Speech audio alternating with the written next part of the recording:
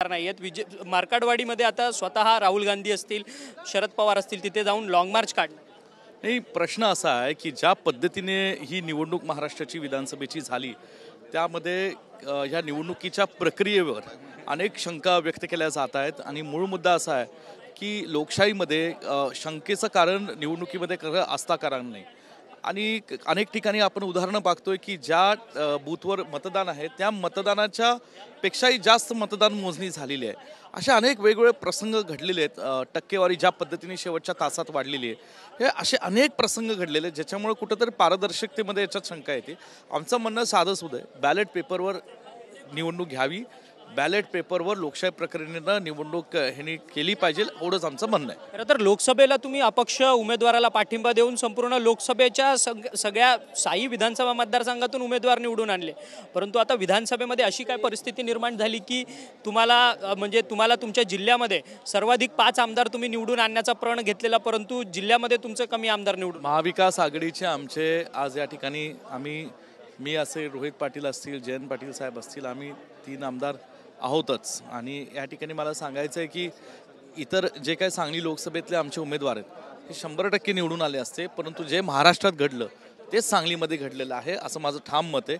आणि म्हणून जे घडलं त्याची शहानिशा होऊन त्याच्यात पारदर्शकता आणून बॅलेट पेपरवर हिंमत असेल तर सरकारने मतदान घ्यावं। संपूर्ण इलेक्शन कमिशनकडनं जे 76 लाख मतदान वाढलेलं आहे त्याच्या संदर्भात कोणतीच क्लिअरिफिकेशन दिली जात नाही। काँग्रेस स्वतः गेलेलं होतं, दबावाखाली आहेत ना, इलेक्शन कमिशन दबावाखाली असं दिसून येत आहे ना। द्यायला तर पाहिजे 100%। लोक आज महाराष्ट्रातली जनता याचं उत्तर मागते।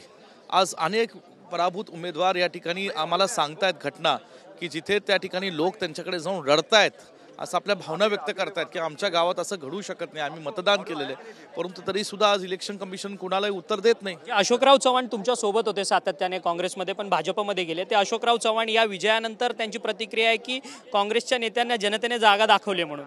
नाही, मला माहित नाही, मी त्यांची प्रतिक्रिया ऐकली नाही, परंतु मी सांगितल्याप्रमाणे ही या निवडणुकीच्या ओव्हरऑल सगळ्या ह्याच्या बाबतीतच काही शंका व्यक्त केल्या लोकांकडनं व्यक्त केले जातात, महाराष्ट्राच्या जनतेकडनं व्यक्त केले जातात। आणि म्हणून या ठिकाणी येणारा काळ बॅलेट पेपर निवडणूक व्हावी, बाकी कोण काय बोलतं कोण काय करतं त्याच्या येणाऱ्या दिवसात आम्ही बोलू। तो आता तुम्ही शपथ घेतलेली नाही काय, कारण की आमदार झालात तुम्ही। नाही, पक्षाचा हा सर्व तिन्ही पक्षांचा निर्णय झालेला आहे महाविकास आघाडीचा, आणि त्या निर्णयाबाबतीत आमचे पक्षनेते आता निर्णय सांगतायत आणि म्हणून आज नाही, पण ठीक आहे, आता जे ते आदेश देतील तसं आम्ही करू।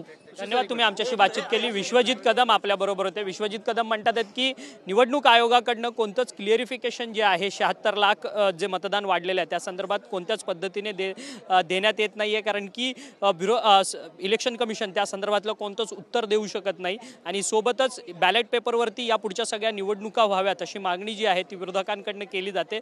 या सगळ्या संदर्भात एक जन आंदोलन जे आहे ते येत्या काळात आम्ही उभारू असं जे मत आहे ते विश्वजित कदम यांनी आपल्याशी बोलताना केलं। व्हिडिओ जर्नलिस्ट रोहनसह अक्षय मंकाणी, TV9 मराठी, मुंबई।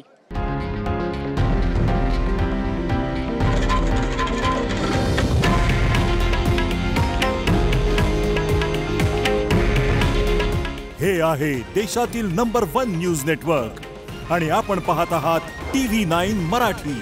काळजी तुमची, हित महाराष्ट्राचं।